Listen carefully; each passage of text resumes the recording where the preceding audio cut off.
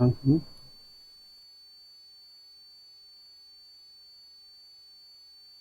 देखो बच्चों, ये आपका टेस्ट नंबर 228 मॉक टेस्ट का जो तीसरा है, ये वाला पार्ट आपका आ चुका है। और इसमें जो भी आपका ऑर्गेनिक इनऑर्गेनिक का सेक्शन है वो हम आपको डिस्कस करते चल रहे हैं। तो आइए, इसमें आपका पहला क्वेश्चन देखिए। इसमें पहला क्वेश्चन है, एग्जामिनर कह रहा है कि hybridization and structure of I3-1 are.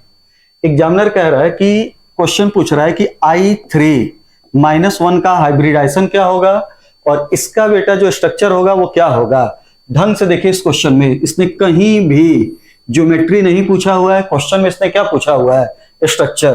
तो आइए बेटा, इसमें तरीका जो बताया था वो देखो। सबसे पहले इसके टोटल बैलेंस इलेक्ट्रॉन काउंट कर लो। एक आयोडीन में 7 इलेक्ट्रॉन, 3 आयोडीन में आपके होंगे 21 इलेक्ट्रॉन, और एक ये निगेटिव वाला, टोटल कितना हो गया 22 इलेक्ट्रॉन। फिर हमने आपसे कहा था कि अगर टोटल बैलेंस इलेक्ट्रॉन बेटा 8 या 8 से क्या हो ज्यादा, तो आप 8 नहीं, 8 से ज्यादा हो तो उस नंबर को 8 से डिवाइड कीजिए। तो आप 22 को 8 से डिवाइड कीजिए। 8 से डिवाइड करोगे तो पहले बार में 2 बार में गया, ये हुआ 16, यहां पे हुआ 6। फिर वही वाला स्टेप आप रिवाइज करो तो ये 2 3 जा हो गया 6, यहां पे ये पूरा का पूरा कट पिट गया। यहां पे आपका आया 2 + 3 का ये कॉम्बिनेशन। और इसमें हमने बताया था कि ये जो पहला वाला पेयर होता है ये बॉन्ड इलेक्ट्रॉन होता है, सिग्मा बॉन्ड होता है। दूसरा वाला जो होता है ये लोन पेयर इलेक्ट्रॉन होता है। टोटल इलेक्ट्रॉन पेयर बेटा कितने हुए, 5। और 5 का हाइब्रिडाइजेशन आएगा sp3d। और sp3d में हमने तरीका बताया था कि अगर एक लोन पेयर हो तो बेटा आपकी जो शेप होती है वो सी होती है। 2 लोन पेयर हो तो ये टी होता है, और 3 लोन पेयर हो तो ये क्या होता है, लाई, सी टी लाई, sp3d। sp3d में बेटा एक लोन पेयर का कॉन्सेप्ट आए, एक लोन पेयर इन्वॉल्व हो तो सीसॉ, 2 लोन पेयर हो तो बेंट टी, और 3 लोन पेयर हो तो क्या होगा, लाई मतलब लीनियर। तो यहाँ पे 3 लोन पेयर हो रहा है तो ये आपका क्या होगा, लीनियर। आंसर कौन सा गया, थर्ड। तो 52 का सही आंसर बेटा हुआ थर्ड। आइए अगले क्वेश्चन में। तो क्वेश्चन नंबर आपका जो है ये है 54। अब इस क्वेश्चन में देखिए क्या कह रहा है। एग्जामिनर पूछ रहा है कि the de Broglie wavelength of a tennis ball of mass 60 gram moving with a velocity of 10 metre per second is approx. कह रहा है कि एक टेनिस बॉल है जिसका मास बेटा जो है वो 60 ग्राम है।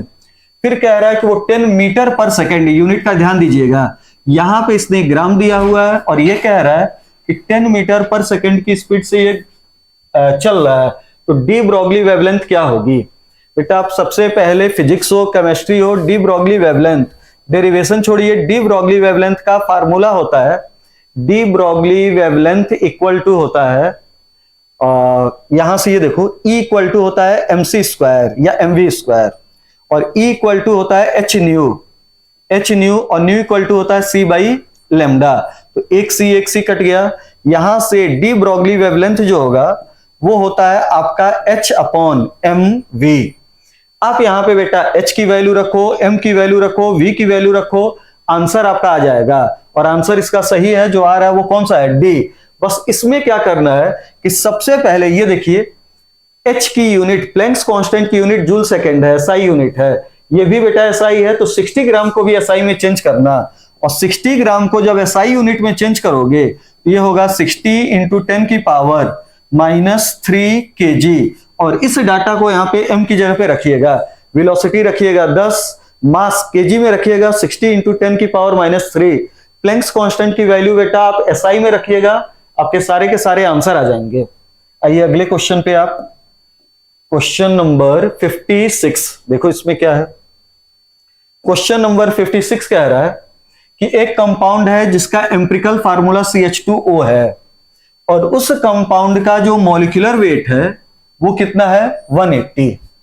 तो एग्जामिनर पूछ रहा है कि उस कंपाउंड का मॉलिक्यूलर फार्मूला क्या होगा। तो ये देखो, अगर आप एम्पिरिकल फार्मूले में एक नंबर का, एक इंटीजर का 1 2 3 4 का मल्टीप्लीकेशन कर दीजिए तो मॉलिक्यूलर फार्मूला में चेंज होगा बेटा। अब ये n कैसे आएगा, तो n को लाने का तरीका होता है, n इक्वल टू होता है molecular weight upon empirical weight. यहां से बेटा जो मॉलिक्यूलर वेट है वो दे रखा है कितना है 180। एम्पिरिकल वेट होगा 12, 2 14, 14 और ये ऑक्सीजन का 16, तो ये आपका होगा ऑक्सीजन का 16, तो 14 6 20 और 10 30, ये आप कीजिए। तो यहाँ पे n की वैल्यू 6 आ रही है और यहाँ पे n की वैल्यू बेटा आप 6 रख दो, तो देखो ये आंसर आपका मैच हो जाएगा। तो सही आंसर हुआ C6H12O6, ये आपका। आइए अगले क्वेश्चन में, आप अगले क्वेश्चन में आइए, देखना इसमें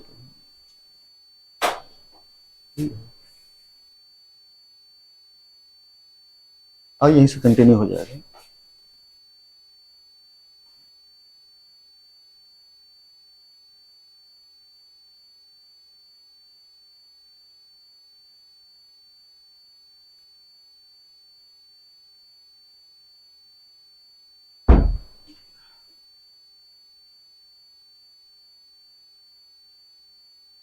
ये 56 हो गया।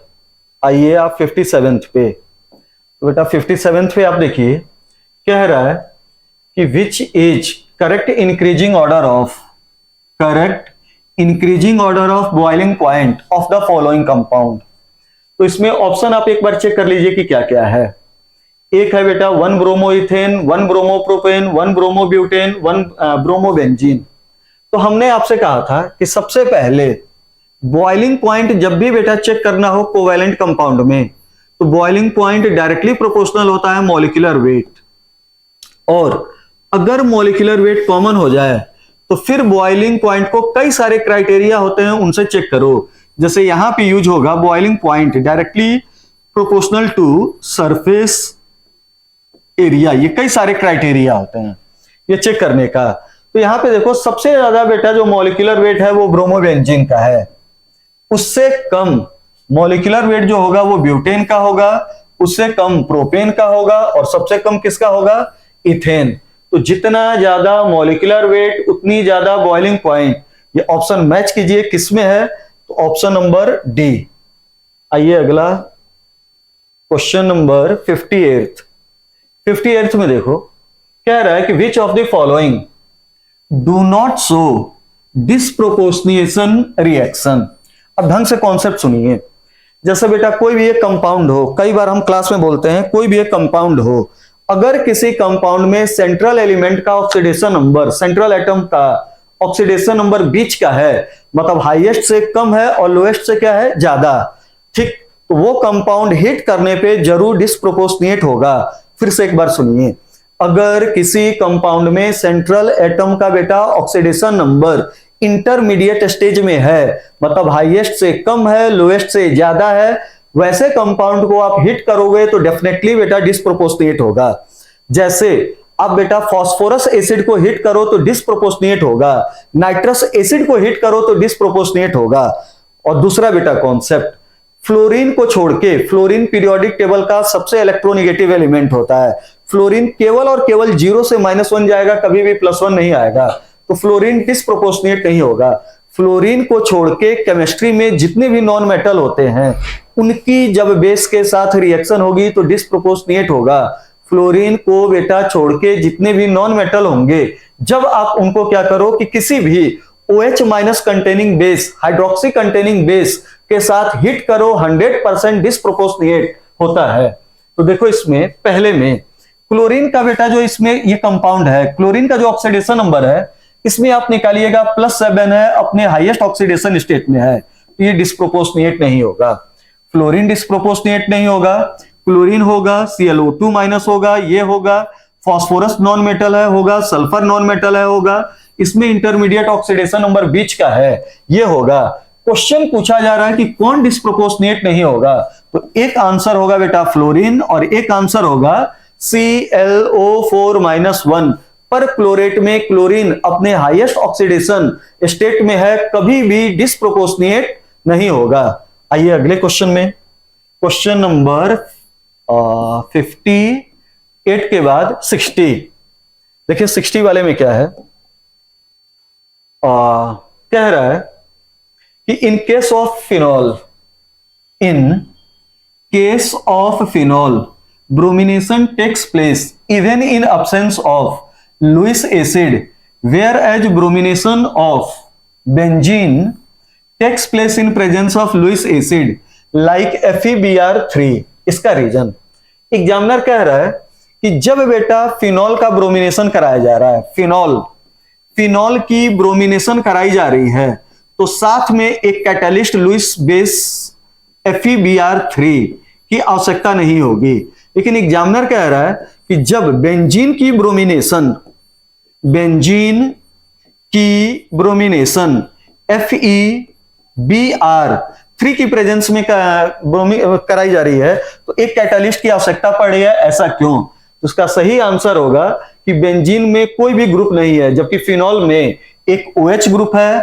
OH का नेचर स्ट्रॉन्ग +R होता है, रिंग एक्टिवेटिंग होता है, और जब ये स्ट्रॉन्ग रिंग एक्टिवेटिंग होगा तो कैटालिस्ट की आवश्यकता नहीं पड़ेगी। तो देखो यहां पे क्या लिखा हुआ है, in case of phenol bromination takes place even in absence of Lewis acid, whereas bromination of benzene takes place in presence of Lewis acid like ferric bromide. Assertion सही है।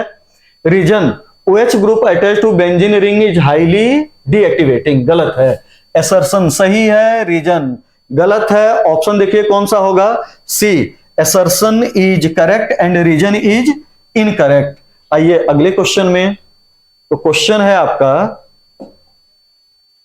है the amount of light, statement 1, amount of light emitted, intensity of radiation from a black body and is spectral distribution depends on temperature. बात सही है।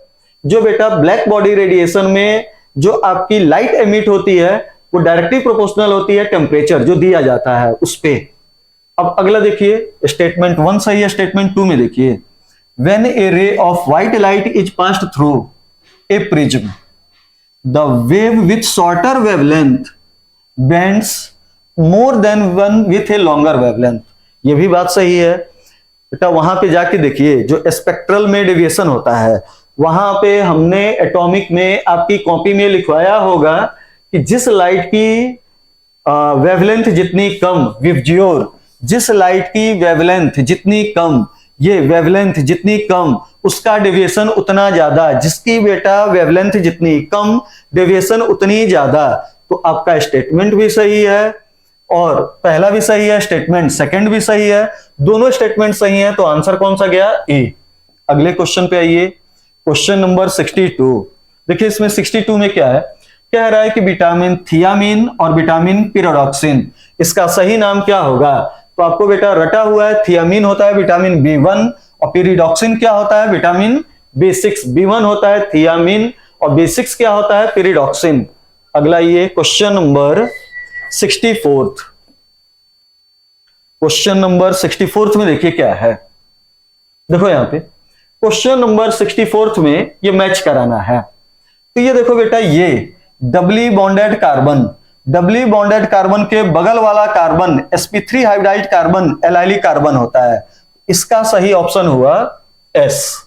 ये देखो, ये तो विनाइलिक पोजीशन है। डबली बॉन्डेड कार्बन एलिफैटिक में जो डबली बॉन्डेड होगा उसका नाम होता है बेटा विनाइलिक। तो ये हुआ विनाइलिक हैलाइड। तो ये आपका मैचिंग हुआ।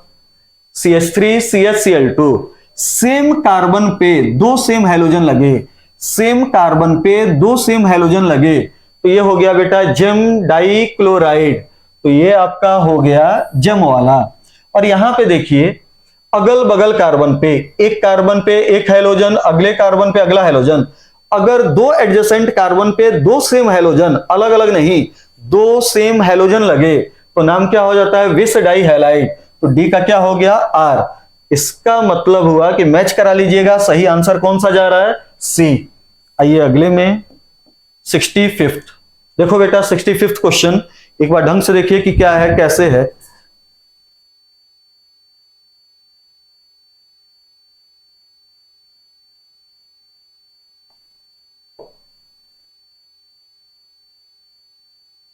सिक्सटी फिफ्थ में आराम से एक बार क्वेश्चन देखिए। सबसे पहले रिएक्टेंट बना लीजिए। तो पहला कह रहा है कि बेंजोफिनोन, बेंजोफिनोन। तो सबसे पहले बेंजोफिनोन को बना लीजिए। तो देखो बेंजोफिनोन ये होगा C डबल बॉन्ड O और ये हो गया बेंजोफिनोन। दूसरा हुआ बेंजल्डिहाइड। बेंजल्डिहाइड बनाए,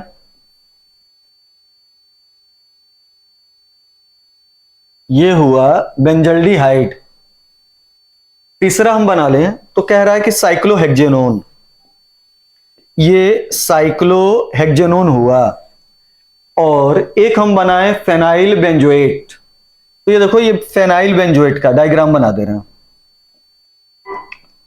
फेनाइल बेंजोएट, ये देखो ये benzoic acid, C double bond O O H, ये बेंजोइक एसिड, और यहां पे हमने लगा दिया फेनाइल, और ये हो गया फेनाइल बेंजोएट। ठीक, तो ये हो गया फेनाइल बेंजोएट। अब इसका सही मैच कराना है, तो अगर हम इस कंपाउंड का लिथियम एल्युमिनियम हाइड्राइड और ईथर से कराएं तो यहां पे आएगा CHOH।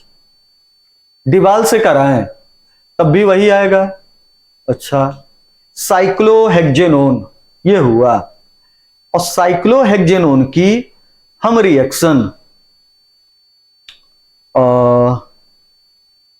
साइक्लोहेक्जेनॉल, यहां पे देखिए ये साइक्लोहेक्जेनॉल है। ठीक, तो इसमें साइक्लोहेक्जेनॉल यह है आपका, और साइक्लोहेक्जेनॉल, तो साइक्लोहेक्जेनॉल ये बनेगा, ये लेकिन यहां पे जो साइक्लोहेक्जेनॉल बनेगा वो लिथियम एल्युमिनियम हाइड्राइड की सहायता से बनेगा। इसमें एक बार बेटा हम क्वेश्चन नंबर 65 चेक कर लेंगे, क्रॉस चेक कि इसमें क्या कैसे मैचिंग करा रहा है बुक से, और तब बताते हैं। ये 65 के बाद 66 देखिए, क्वेश्चन नंबर 66 कह रहा है कि according to Bohr's theory the energy required for an electron in the L-2 ion to emit from n equal to 2 state each. कह रहा है कि हमारे पास एक इलेक्ट्रॉन है, लिथियम +2 में एक इलेक्ट्रॉन है, वो n = 2 एनर्जी लेवल में है, उसको निकालने के लिए कितनी एनर्जी चाहिए। तो यहां पे हमने आपको तरीका बताया था कि आप टोटल एनर्जी वाला फार्मूला निकालिए, तो वहां पे बस जो माइनस साइन है उसको क्या कर दीजिए प्लस, तो ये हो गया प्लस 13.6, और ये हो गया Z²/n²। लिथियम की बात हो रही है तो Z की वैल्यू हुई 3 और n की वैल्यू दिया है 2, तो यहां से आपका हो गया 13.6 Z² मतलब 3 × 3, और n का स्क्वायर 2 × 2 मतलब ये 4 हुआ। इसको कैलकुलेट कीजिएगा तो आंसर क्या आ जाएगा C। तो 66 का आंसर जो हुआ वो C हुआ। आइए बेटा आप 67th पे, तो देखो 67th नंबर क्वेश्चन में क्या कह रहा है। एग्जामिनर कह रहा है कि ये 3 डिग्री एक अल्कोहल है, ये 3 डिग्री अल्कोहल है, ढंग से देखो, can not be prepared by. अब ढंग से सुनिए, इसमें सारे ऑप्शन देखिए, इनको ये ग्रिग्नार्ड दिया हुआ है, RMgX दिया हुआ है, इधर ये जो सारे ऑप्शन हैं ढंग से इनको देखो, तो ये सारे ऑप्शन बेटा जो हैं ये ग्रिग्नार्ड RMgX दिया हुआ है। और हमने आपसे कहा था कि अगर ग्रिग्नार्ड प्लस बेटा ग्रिग्नार्ड प्लस फॉर्मेल्डिहाइड तो 1 more carbon 1 degree alcohol, Grignard plus other aldehyde तो 2 डिग्री अल्कोहल, और ग्रिग्नार्ड प्लस कीटोन तो 3 डिग्री अल्कोहल। तो यहां पे कह रहा है कि ये 3 डिग्री अल्कोहल बन रहा है, तो ये देखो, अच्छा आंसर में पूछ रहा है कि कैन नॉट बी, तो कह रहा है कि ये 3 डिग्री अल्कोहल किस रिएक्शन से नहीं बनेगा, तो देखो आंसर होगा करेक्ट डी। क्यों? क्योंकि इसमें ग्रिग्नार्ड के साथ फॉर्मेल्डिहाइड है, ग्रिग्नार्ड प्लस कीटोन मिलकर 3 डिग्री बनाएगा, Grignard plus ketone 3 degree alcohol बनाएगा। ग्रिग्नार्ड प्लस फॉर्मेल्डिहाइड बेटा 1 मोर कार्बन 1 डिग्री अल्कोहल का क्या करेगा फॉर्मेशन, तो यहां पे जो आंसर होगा 67th का वो होगा डी, मतलब ये 3 डिग्री अल्कोहल का फॉर्मेशन नहीं करेगा। अब ये देखो अगला क्वेश्चन बेटा देखिए 68th, तो 68th में देखिए क्वेश्चन कह रहा है कि कौन सी बात इनकरेक्ट है डिहाइड्रोहेलोजेनेशन ऑफ एल्कीन के लिए। ठीक, which of the following statement is incorrect regarding dehydrohalogenation of alkene, नहीं इसमें होना चाहिए dehydrohalogenation of halo alkane. Halo alkane का डिहाइड्रोहेलोजेनेशन हो तो इसमें कौन सी बात गलत होगी? अब ये देखिए, पहला ऑप्शन है। अच्छा, एक चीज ध्यान दिया कीजिए कि करेक्ट पूछ रहा है कि इनकरेक्ट। इनकरेक्ट स्टेटमेंट पूछ रहा है। तो यहां पे देखो, during the reaction hydrogen atom is eliminated from beta carbon atom. आपको मालूम है कि डिहाइड्रोहेलोजेनेशन जो होता है वो बीटा एलिमिनेशन होगा। ए वाला तो कंफर्म सही है। अब देखो, रेट ऑफ रिएक्शन, ये सही है, ये कंफर्म सही है। Rate of reaction for same alkyl group, है ना, कह रहा है कि अगर एल्काइल ग्रुप सेम हो तो R I, R B R और आर सी एल, इसमें बेटा किसकी डिहाइड्रोहेलोजेनेशन में रिएक्टिविटी ज्यादा होगी? तो हमने आपसे कहा था कि जब आपका आर एल्काइल ग्रुप क्या हो जाए, सेम, तो सबसे ज्यादा रिएक्टिव होगा जिसकी बॉन्ड लेंथ क्या होगी, ज्यादा। तो सबसे ज्यादा रिएक्टिव होगा iodo alkane, then bromo alkane, then chloro alkane. तो आंसर कौन सा गया? बी। मतलब ये भी आपका सही है। अब रेट ऑफ रिएक्शन में आइए। तो सबसे ज्यादा रेट ऑफ रिएक्शन, अब ढंग से सुनिए, देखिए इस क्वेश्चन में कहीं भी बेटा लोग इसमें बताते हैं कि डिहाइड्रोहेलोजेनेशन E1 E2 दो मैकेनिज्म, गलत बात है। मैकेनिज्म कुछ भी हो, सबसे ज्यादा रिएक्टिव होता है 3 degree, then 2 degree, then 1 degree, 3 degree, 2 degree, then 1 degree. तो ये वाला भी स्टेटमेंट सही है। अब अगला, only nature of hydrogen atom determine rate of reaction, बात गलत है। केवल और केवल हैलोजन एटम का नेचर नहीं, हैलोजन का नेचर प्लस एल्काइल ग्रुप का नेचर दोनों बताता है कि किसकी डिहाइड्रोहेलोजेनेशन में रिएक्टिविटी ज्यादा या किसकी कम। तो आंसर जो बेटा डी है वो क्या है? गलत। आइए अगले क्वेश्चन पे, क्वेश्चन नंबर 69 में आप देखो क्या है, कह रहा है कि which of the following compounds are position isomer. तो ये देखो, पोजीशन आइसोमर वो होते हैं जिसमें सेम फंक्शनल ग्रुप का पोजीशन डिफर कर जाए। सेम फंक्शनल ग्रुप का पोजीशन डिफर हुआ तभी पोजीशनल आइसोमर होगा। 1 2 3 4 5 कार्बन, 1 2 3 4 5 कार्बन, दोनों में कार्बन का नंबर 5, इसमें पोजीशन अलग, इसमें पोजीशन अलग, ये पोजीशन आइसोमर होंगे। इसमें देखो एल्डिहाइड है, ये कीटोन है, पोजीशन आइसोमर नहीं होगा। कीटोन है, एल्डिहाइड है, पोजीशन आइसोमर नहीं होगा। कीटोन है, एल्डिहाइड है, पोजीशन आइसोमर नहीं होगा। तो जो 69 का सही आंसर जाएगा वो कौन सा गया? ए। अब आइए क्वेश्चन नंबर 71, देखिए क्या है 71 में। ये देखो बेटा, ये कंपाउंड तब बनता है, ये देखिए, ये कंपाउंड पहला वाला तब बनेगा जब आप कीटोन की रिएक्शन, कीटोन की रिएक्शन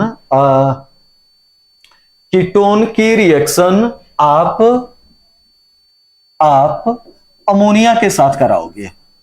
ये यहां से 2 और ये कराओगे तो ये जो बनने वाला प्रोडक्ट होता है ये इसको इमाइन का जाता है।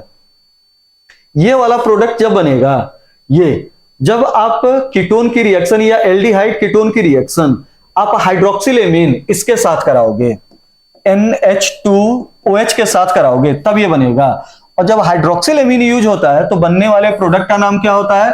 ऑक्जाइम। अब ये देखो, ये वाला ढंग से देखो, तो ये प्रोडक्ट तब बनेगा जब आप हाइड्राजीन यूज करोगे, और हाइड्राजीन का फार्मूला ये होता है। और जब हाइड्राजीन यूज होता है तो बनने वाले प्रोडक्ट का नाम होता है हाइड्राजोन। तो इसकी सही मैचिंग ये होगी। और इसको यहां से देखिए, 2 हाइड्रोजन यहां पे जोड़ के देखिए, तो ये जो कंपाउंड है वो है सेमी कार्बाजाइड, और सेमी कार्बाजाइड का जो प्रोडक्ट होगा वो क्या होगा? सेमी कार्बाजोन। तो 71 का जो आंसर होगा वो कौन सा हो गया? बी। क्वेश्चन नंबर 73, यहां पे सिंपल क्वेश्चन कह रहा है कि कौन सा नॉन एरोमेटिक होगा। ये देखिए सी। एरोमेटिक होने के लिए कंपाउंड को साइक्लिक होना चाहिए, प्लेनर होना चाहिए, कंप्लीटली कंजुगेटेड होना चाहिए, और हकल का 4n+2 pi electron rule follow करना चाहिए। मतलब कंपाउंड को साइक्लिक होना चाहिए, प्लेनर होना चाहिए, कंप्लीटली कंजुगेटेड होना चाहिए, और उसमें पाई इलेक्ट्रॉन का नंबर 2, 4 जोड़ो 6, 4 जोड़ो 10, 2 6 10 14 18 22 इस टाइप से आना चाहिए। तो 73 का जो सही आंसर होगा वो कौन सा हो गया? सी। अगले क्वेश्चन पे आइए, question number 74।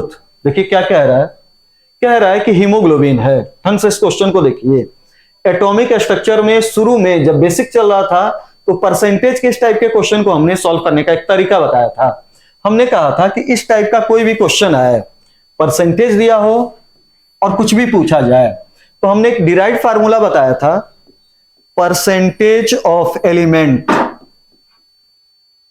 Percentage of element in given compound, in given compound, दिए हुए कंपाउंड में, दिए हुए कंपाउंड में जिस एलिमेंट की परसेंटेज निकालनी हो उस एटम का number, number of atom into उसी एटम का atomic weight upon compound weight, ये फार्मूला यूज कर लीजिए। कंपाउंड वेट आपका सही आंसर आएगा, दिए हुए कंपाउंड में, दिए हुए कंपाउंड में जिस एटम की परसेंटेज निकालनी हो तो percentage of atom in given compound या एलिमेंट इक्वल टू जिसका निकालना है उसका number of atom into atomic weight upon compound weight. और अगर बेटा मिनिमम मॉलिक्यूलर वेट पूछा करे तो नंबर ऑफ एटम को कितना मान लिया करो, 1। क्लियर? तो ये आपका हो गया। क्वेश्चन नंबर 75 पे आइए, देखिए इसमें क्या है। कह रहा है कि the reagent which can be use to distinguish acetophenone from benzophenone. Acetophenone बेटा होता है, ये देखो एसिटोफिनोन ये होगा ये, और बेंजोफिनोन ये होगा बेंजोफिनोन, ये आपका होगा। एग्जामिनर पूछ रहा है कि एसिटोफिनोन को बेंजोफिनोन से अलग करना है तो किस रिएजेंट का यूज होगा। ऑर्गेनिक का क्वेश्चन है, प्रैक्टिकल केमिस्ट्री का क्वेश्चन मान लो, कुछ भी मान लो। तो पहला ऑप्शन है 2,4 डाइनाइट्रोफेनाइल हाइड्रोजन, मतलब डीएनपी टेस्ट। ये कह रहा है बेटा सारे कार्बोनिल कंपाउंड, एल्डिहाइड, कीटोन, कुछ भी हो, वो ब्रेडीज के साथ डीएनपी के साथ रिएक्शन करेंगे। एलिफेटिक भी करेगा, एरोमेटिक भी करेगा, सब करेंगे। एक्वा सोडियम बाइसल्फाइड के साथ सब करेंगे। बेंडिक्ट ना तो जानते हो ना हमने पढ़ाया है।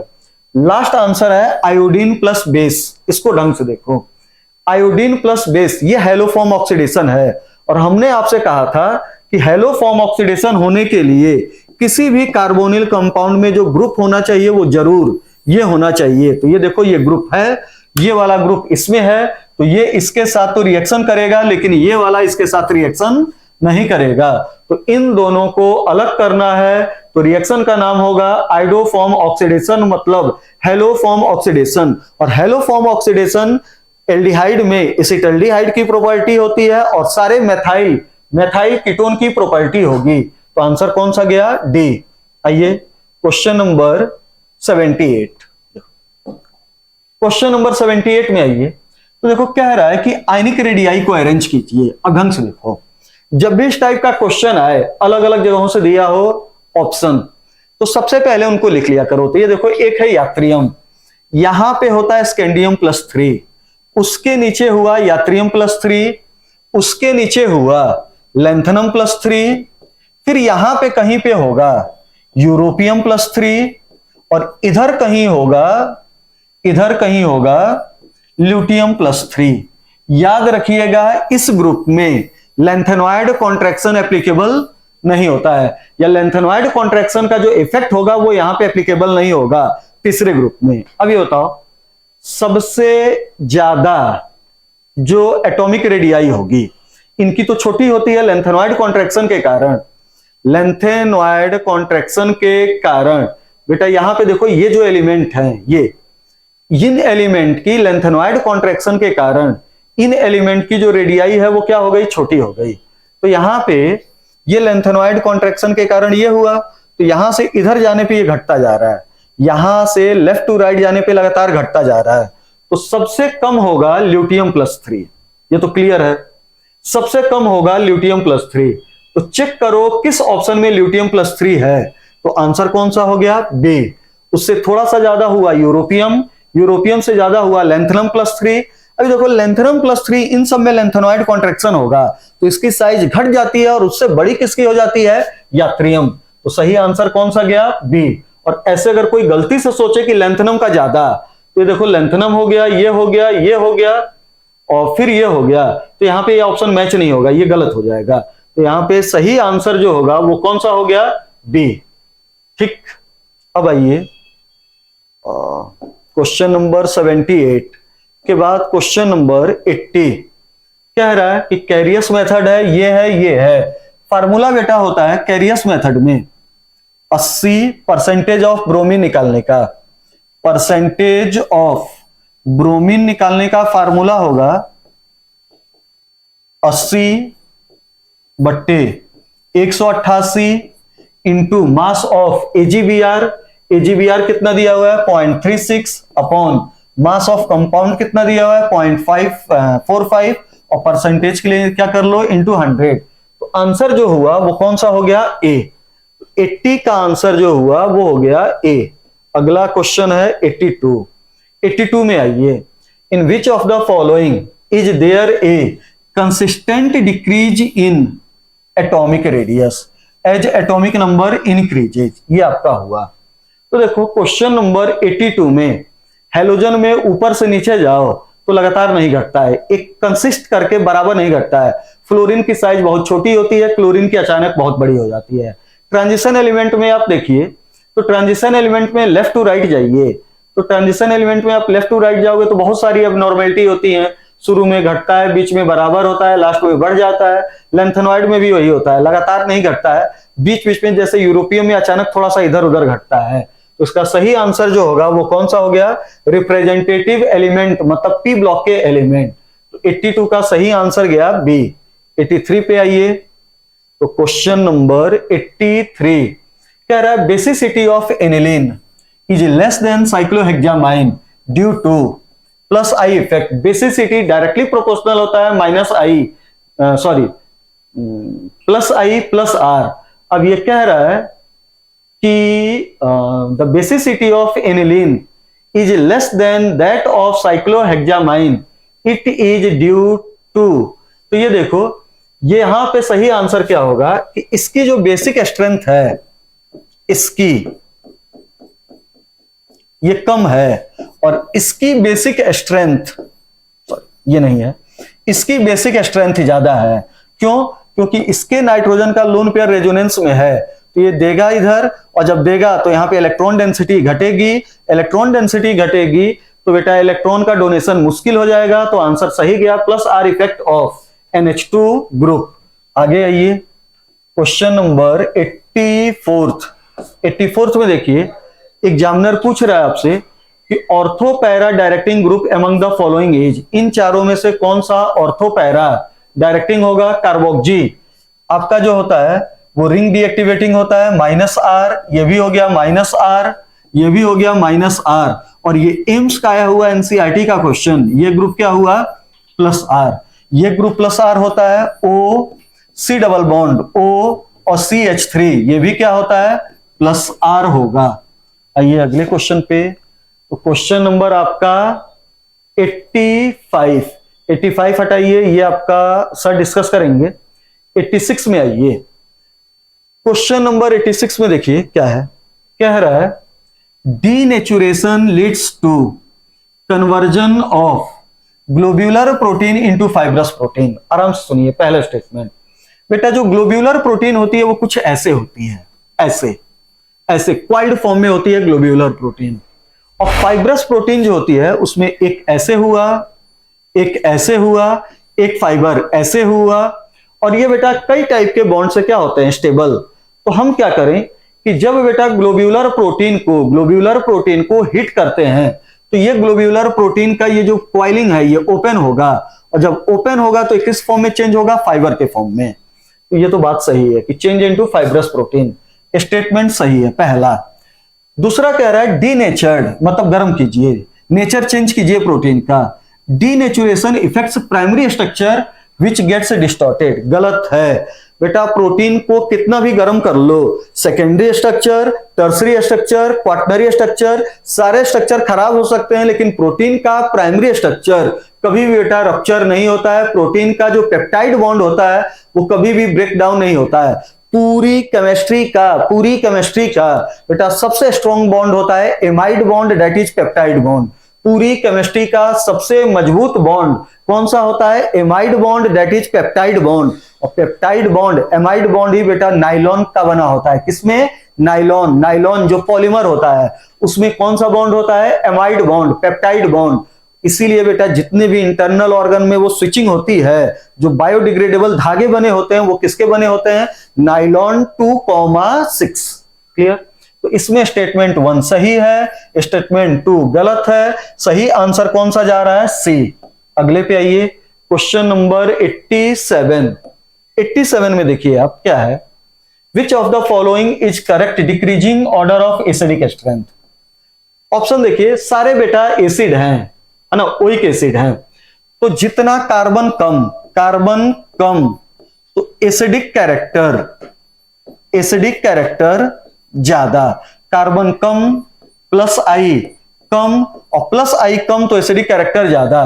तो सबसे ज्यादा एसिडिक कैरेक्टर होगा methanoic, then ethanoic, then propanoic, then butanoic. 1 2 3 4 किस ऑप्शन में मैच हो रहा है, ए। सिंपल क्वेश्चन आपका बेटा। आगे आइए, question number 88।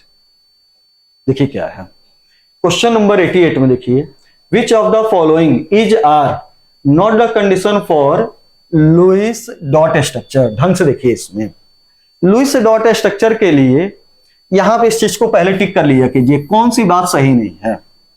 Each bond is formed as a result of sharing of an electron pair between the atoms। बात सही है। लुईस ने कहा था कि दो चीजें होती हैं बॉन्ड बनाने के लिए, या तो atom loss and gain of electron करता है या शेयरिंग ऑफ इलेक्ट्रॉन करता है। तो बात पहला सही है। From the two combining atom, one atom, अच्छा यहां पे लिखा है वनली वन एटम कंट्रीब्यूट, गलत है बेटा। कोऑर्डिनेट बॉन्ड में एक एटम कंट्रीब्यूट करता है। अगर यही कोवैलेंट बॉन्ड हो तो दोनों के दोनों कंट्रीब्यूट करेंगे, तो दूसरा वाला जो है ये गलत है, मतलब ये आंसर सही हो सकता है। The combining atom attain the outer shell noble gas configuration as a result of sharing of electron, सही है। ठीक, लुईस ने कहा था कि loss and gain of electron होता है, शेयरिंग ऑफ इलेक्ट्रॉन होता है, ताकि नोबेल गैस कॉन्फ़िगरेशन को क्या करे, गेन करे। तो पहला सही हो गया, तीसरा सही हो गया, दूसरा गलत। चौथा में देखिए, least electropositive atom combine central position of the Lewis dot molecule. Lewis ने कहा था, मान लो ये मीथेन है, ये देखो मीथेन में सेंट्रल एटम है, ठीक। तो यहां पे कह रहा है कि जो लिस्ट इलेक्ट्रोपॉजिटिव एटम होगा, लिस्ट इलेक्ट्रोपॉजिटिव मतलब जो इलेक्ट्रोनेगेटिव एलिमेंट होगा वो सेंटर में होगा, और जो इलेक्ट्रोपॉजिटिव होगा वो सराउंडेड होगा। तो चौथा वाला भी स्टेटमेंट सही है, मतलब केवल और केवल दूसरा स्टेटमेंट गलत है। और ये किस ऑप्शन में मैच हो रहा है, सी। आगे आइए, 90।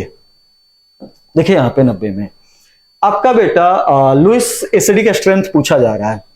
एक है आपका BF3 और एक है BI3।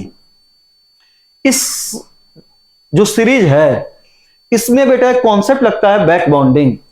बोरॉन की ऑक्टेट इनकम्प्लीट है, इसको बैक बॉन्ड करने के लिए फ्लोरीन ने अपना, इसकी ऑक्टेट को कंप्लीट करने के लिए फ्लोरीन ने अपना lone pair electron back bond किया, आयोडीन ने अपना lone pair electron back bond किया। यहां पे बैक बॉन्डिंग, फ्लोरीन की बैक बॉन्डिंग साइज छोटी होने के कारण ज्यादा, और यहां पे जो बैक बॉन्डिंग होगी वो क्या हुई, कम। अब फ्लोरीन ने बेटा ज्यादा बैक बॉन्ड किया तो इसकी ऑक्टेट ज्यादा कंप्लीट हुई, और इसने कम बैक बॉन्ड किया तो इसकी ऑक्टेट ज्यादा वैकेंट है। तो खुद सोचो कि फेंके हुए इलेक्ट्रॉन को कौन जल्दी से एक्सेप्ट करेगा, जिसकी ऑक्टेट ज्यादा वैकेंट होगी, और ज्यादा वैकेंट किसमें है, BI3। तो सही आंसर कौन सा गया, डी। तो क्वेश्चन नंबर 90 का सही आंसर हो गया डी। आगे आइए, क्या है, कह रहा है lanthanum hydroxide is most basic while lutetium hydroxide is least basic। lanthanum hydroxide is most basic while lutetium hydroxide is least basic। देखो यहां पे ये आपका है लैंथनम का हाइड्रोक्साइड, ये आपका है लैंथनम हाइड्रोक्साइड, और यहां पे है ल्यूटियम का हाइड्रोक्साइड। यहां पे बेटा ये साइज बड़ी, साइज बड़ी तो आसानी से टूटेगा, आसानी से क्या निकालेगा, OH माइनस, तो बेसिक कैरेक्टर ज्यादा। और यहां पे ये साइज छोटी, ये साइज छोटी, तो मुश्किल से टूटेगा, और मुश्किल से टूटेगा तो बेसिक कैरेक्टर क्या हो जाएगा, कम।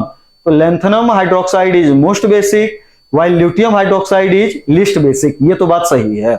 अब रीजन में आइए, क्या है, as the size of lanthanoid decreases, cation की साइज घटी, covalent character of hydroxide decreases, बात गलत है। कैटायन छोटा तो कोवैलेंट कैरेक्टर ज्यादा, कैटायन छोटा तो कोवैलेंट कैरेक्टर ज्यादा। यहां पे कह रहा है कि कैटायन की साइज घटी तो कोवैलेंट कैरेक्टर डिक्रीज, गलत। कैटायन की साइज घटी तो कोवैलेंट कैरेक्टर क्या होगा, कैटायन की साइज छोटी तो कोवैलेंट कैरेक्टर क्या होगा, ज्यादा। तो यहां पे ये आंसर बेटा गलत है।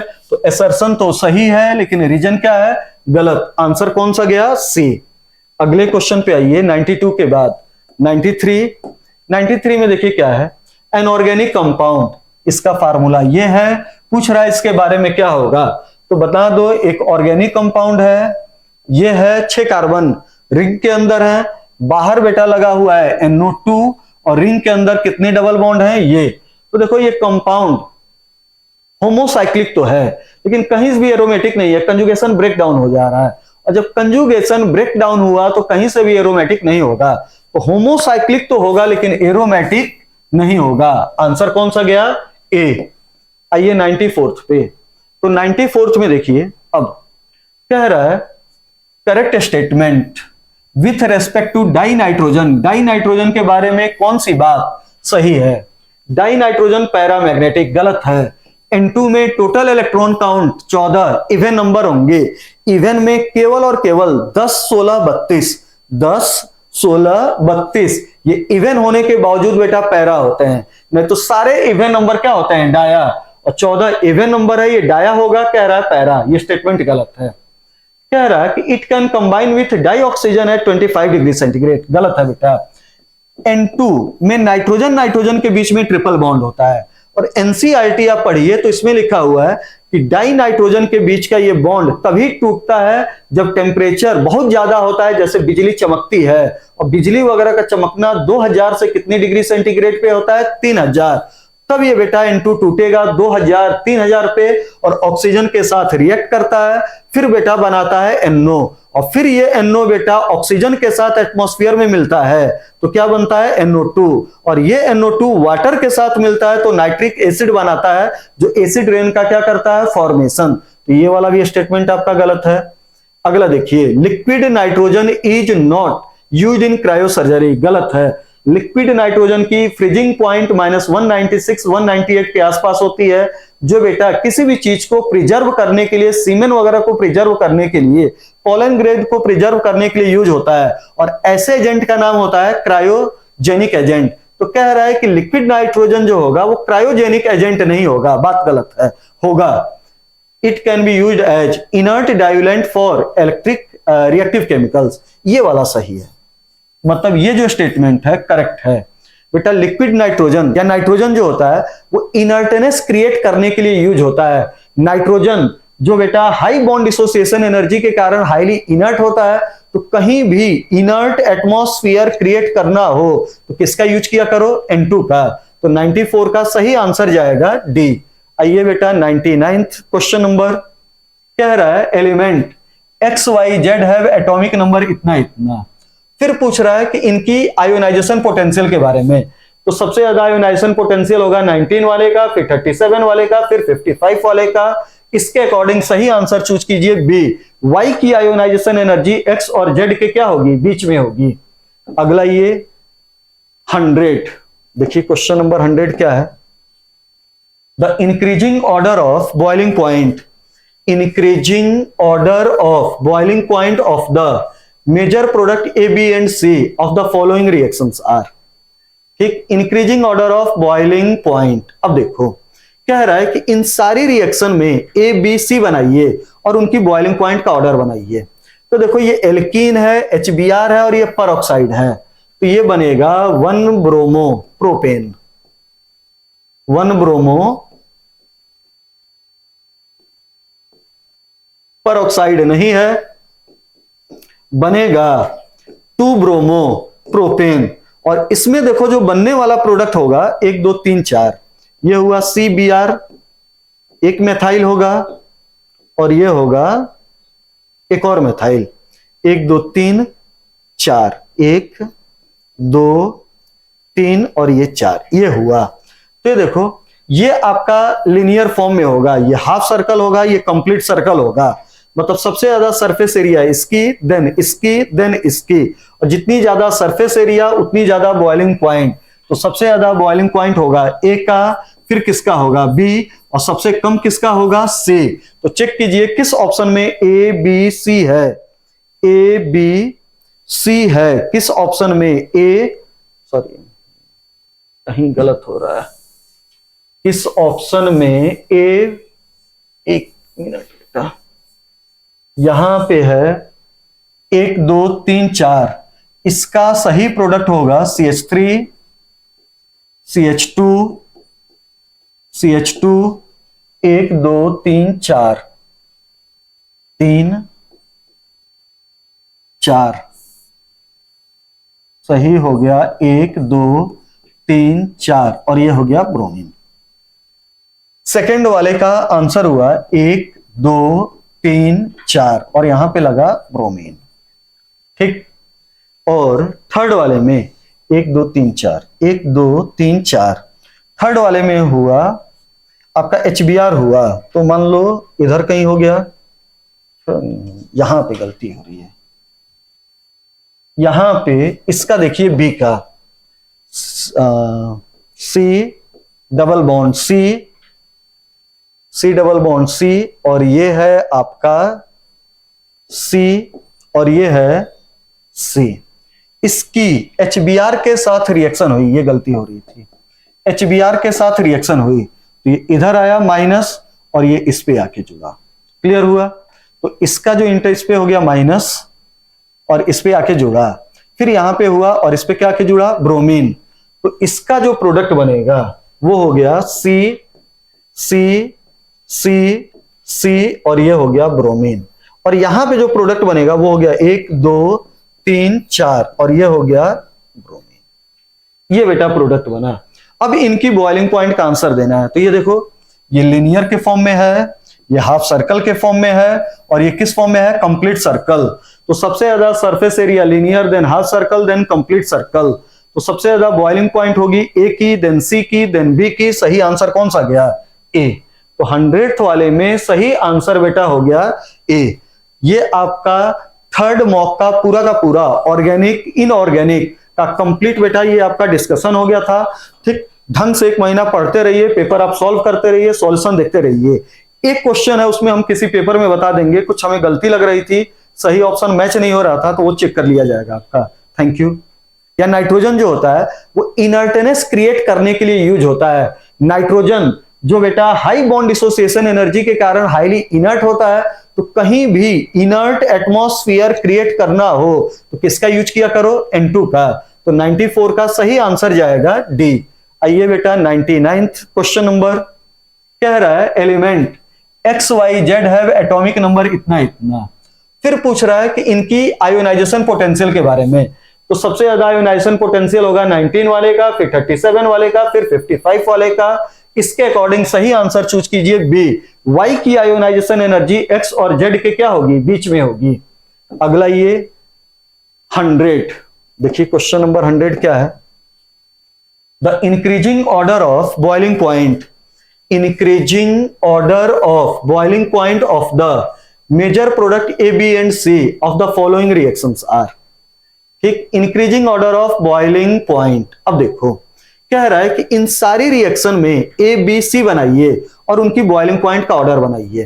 तो देखो ये एल्कीन है, HBr है, और ये परऑक्साइड है। तो ये बनेगा 1 ब्रोमो प्रोपेन, 1 ब्रोमो